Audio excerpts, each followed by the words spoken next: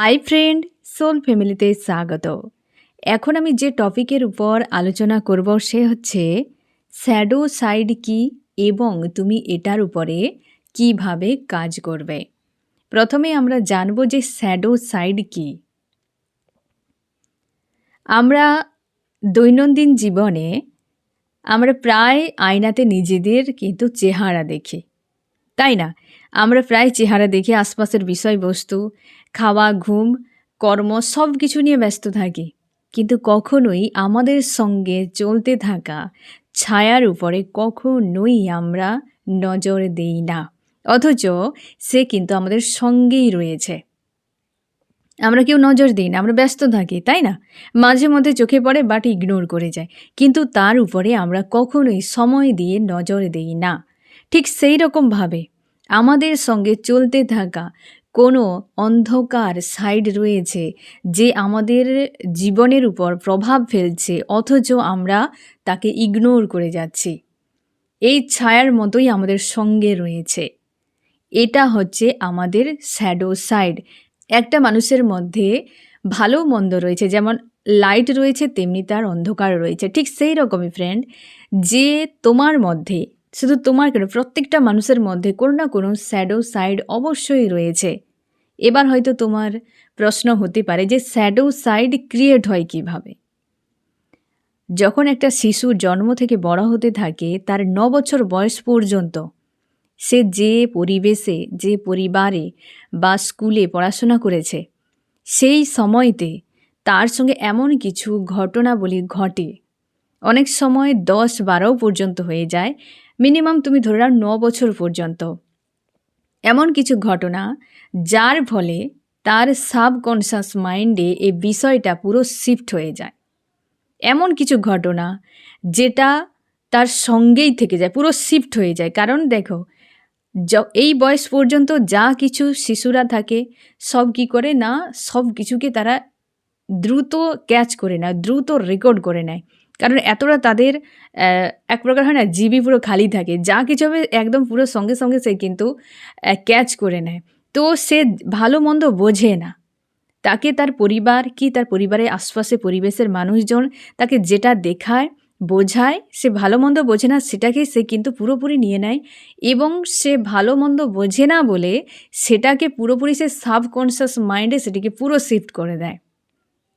যার ফলে যখন সে বড় হতে থাকে, সেটি তার ছায়ার মতো, যদি ভালো হয় তো ভালো, কিন্তু মন্দ, এটা যেহেতু শ্যাডো সাইড, তো সে মন্দ জিনিসটি সাবকনশাস মাইন্ডে কিন্তু থেকে গিয়েছে, আর সে ওই ছায়ার মতো লাইফে এফেক্ট করে যাচ্ছে। মাঝে মাঝে হয়তো লক্ষ্য পড়ে, বাট সেটার উপর কাজ করা হয় না।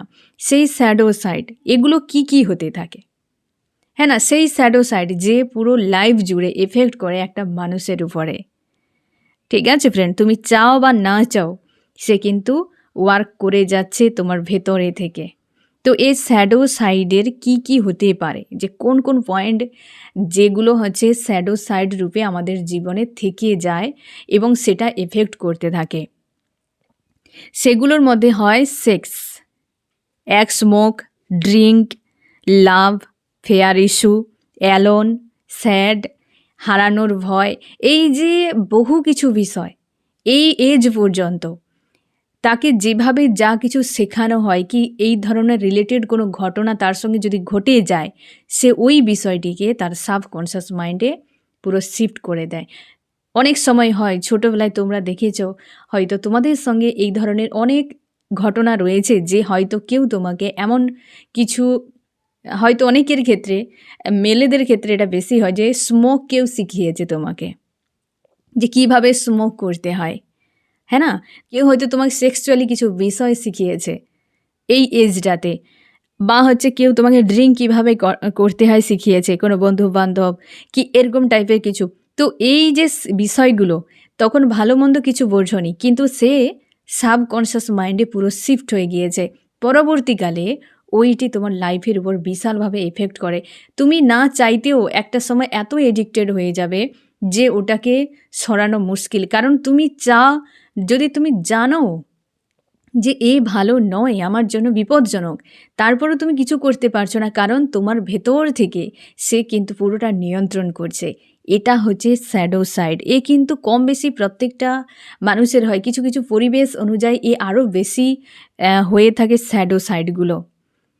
আশা করি বুঝতে পারলে ফ্রেন্ড যে শ্যাডো সাইড কিভাবে ক্রিয়েট হয়, কোন সময়গুলোতে হয় এবং কিভাবে এফেক্ট করে এবং কোন, কোন বিষয়ের উপর শ্যাডো সাইড তৈরি হয় একটা মানুষের জীবনে।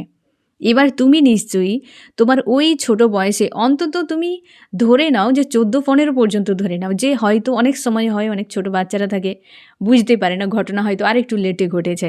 এই সময় পর্যন্ত, কারণ তখন তুমি ভালো মন্দ কিছু বুঝতেই পারছো না। তোমার জীবনে এমন কোনো ঘটনা যে আজও তোমার মনের মধ্যে রয়েছে, কিন্তু সেটা তোমার শিফট হয়ে রয়েছে। কী কথা বললাম বুঝতে পারলে? যেটা তোমার বাল্য অবস্থাতে, সেই যে শিশু অবস্থায় তুমি ছিলে, তোমাকে বিশালভাবে বিচলিত করেছিল, বিশালভাবে তোমাকে ভাবিয়েছিল, বিশালভাবে তোমাকে এক প্রকার হয় না যে একটা ডিপ্রেস হয়ে গিয়েছিলে, বা তুমি সেটা নিয়ে অনেক বেশি এক্সাইটেড হয়ে গিয়েছিলে, কিছু না কিছু একটা তোমার সঙ্গে ঘটেছিল যার জন্যে শিফট হয়ে গিয়েছে। ঠিক আছে, এবার তুমি এটিকে কিভাবে নিরাময় করবে? ঠিক আছে ফ্রেন্ড, এর নিরাময় করার একটাই উপায় হচ্ছে ইনার চাইল্ড হিলিং। তুমি কিভাবে করবে ফ্রেন্ড? মেডিটেশানে বসবে, ঠিক আছে? মেডিটেশানে বসলে এবং তুমি ধীরে ধীরে ধীরে ধীরে তুমি তোমার সেই বয়সে যে ঘটনাটি ঘটেছিল তোমার সঙ্গে, যেটা আজও তোমার মনে রয়েছে, শ্যাডো সাইডগুলো যেগুলো ঘটে সেগুলো অবশ্যই কোনো না কোনো ঘটনা, যেটা হয়তো তুমি কাউকে শুনিয়েছ অথবা তোমার মাইন্ডে আজও রয়েছে, না হলে শ্যাডো কাজ করবে না। সে ঘটনা অবশ্যই রয়েছে। তুমি ওই পয়েন্টে পৌঁছাবে, গিয়ে তুমি নিজেকে বোঝাবে যে তুমি ওই বয়সে কেমন ছিলে, তুমি তোমার সঙ্গে যে এই ধরনের খারাপ কিছু করানো হয়েছে যেটা তোমার জন্য ক্ষতিকারক, ভবিষ্যতে গিয়ে তোমার ক্ষতি হতে পারে, তুমি ওই বিষয়টাকে ভুলে যাও। তুমি খুব ভালো, তুমি সব করতে পারো, বাট তোমার এই শ্যাডো সাইড যেটা তোমার খুব ক্ষতি করছে, একে তুমি ইগনোর করে যাও। এক প্রকারে হয় না, একটা ছোট বাচ্চাকে যেভাবে ভালোবেসে বোঝানো যায় যে এ তোমার জন্য বিপজ্জনক, একে তুমি ভুলিয়ে যাও। তুমি তোমার মতো করে ভালোবেসে বোঝাবে যে তুমি এই জায়গা থেকে সরে এসো, ওইটা তোমার জীবনে ঘটানো হয়েছিল তোমাকে করানোর জন্য নয়, দেখানো হয়েছিল যাতে ভবিষ্যতে গিয়ে তোমার বিপদ না ক্রিয়েট হয়, তোমাকে সাবধান করানো হয়েছিল। তুমি ওইটিকে নিজের লাইফে এমনভাবে নিয়ে নিয়েছো যেটা তোমার ক্ষেত্রে বিপজ্জনক, বাট বিপজ্জনক জিনিসটি থেকে তোমাকে দূরে থাকতে হবে। তুমি এটিকে ভুলে যাও। তুমি একজন পাওয়ারফুল সোল, তুমি একজন খুব ভালো একজন শিশু, তুমি ছেলে বা মেয়ে হতে পারো, যে তুমি একজন ভালো একজন ছেলে বা ভালো একজন মেয়ে, তোমার সব কিছু রয়েছে, কিন্তু এই জিনিসটা তোমার জন্য খুবই বিপজ্জনক, যেটা ফিউচারে গিয়ে তুমি বর্তমান যে এজে রয়েছো বলে তোমার অত দূর এজে গিয়ে তুমি আবারও ঝামেলায় পড়তে পারো, যেটা তোমার জন্য বিপজ্জনক হতে পারে। তুমি একে পুরোপুরি ভুলে যাও তোমার লাইফ থেকে, এ তোমার জন্য সুটেবল নয়। আর এ যদি তোমার লাইফে থাকে তাহলে অনেক ক্ষতি হতে পারে, এবং এই বিষয়টি ওই মানুষটি তোমার শুভাকাঙ্ক্ষী ছিল না, তার জন্য সে তোমার বিপদ ঘটানোর জন্য করেছিল। এইভাবে তুমি ওই ঘটনাটিকে রিকভার করার চেষ্টা করো, মানে পুরোপুরি ভুলে যাওয়া, হিল করার চেষ্টা করো। হিল যখন তুমি করে দেবে, হয়তো তুমি আজ করে নিলে, আবার থাকলো, হ্যাঁ না, আবার তোমার মনে হলো যে আমি পার ডে করবো, তুমি টানা করতে পারো, দিয়ে তুমি ওই বিষয়টাকে হিল করে দাও। অনেকের প্রচুর ভয় হয়, স্টেজে উঠতে, কথা বলতে ভয়, একটা ফেয়ার ইস্যু থাকে, অনেক ফেয়ার ইস্যু থাকে ফ্রেন্ড, যেগুলো কিছু না কিছু একটা ঘটনা থেকে কিন্তু ক্রিয়েট হয়েছে। এটাকে তোমায় বুঝতে হবে, এটা কেবলমাত্র তুমি নিজে বলতে পারো, ঠিক আছে? তো তুমি গিয়ে এইভাবে হিল করো।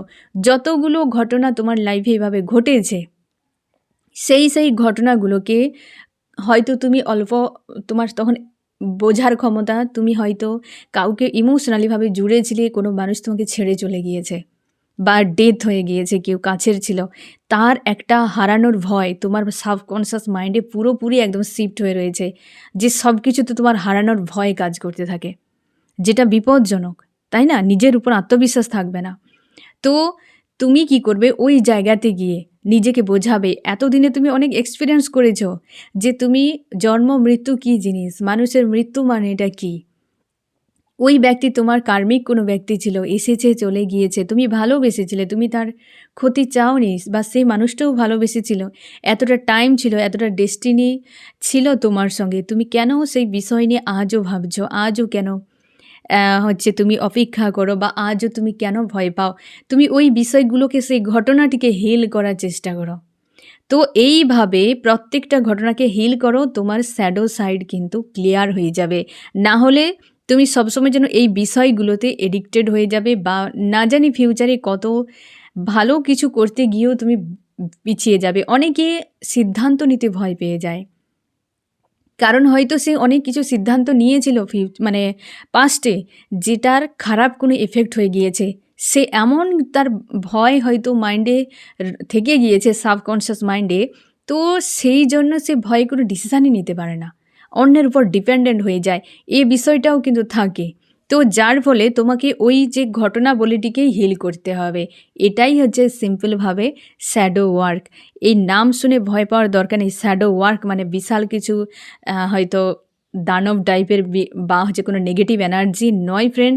তোমার অতীতের কোনো ঘটনা যে পুরোপুরি মাইন্ডে শিফট হয়েছে, তুমি মিনিমাম ধরে নাও যে তোমার হচ্ছে, যদি তুমি ছোটোবেলা থেকে তোমার হয়তো অনেকে কী হয়, সেন্স অনেক জেগে যায়, হ্যাঁ না, খুব স্মার্ট হয় অনেক ছোটোবেলা থেকে, যে বোঝার ক্ষমতা বেড়ে যায়। তাহলে তুমি অন্তত 9 বছর 10 বছর পর্যন্ত দেখো, কারণ তারপর থেকে তুমি কিন্তু ভালো মন্দ বুঝতে পেরে যাও, নিজেকে বাঁচানোর ক্ষমতা তোমার চলে আসে।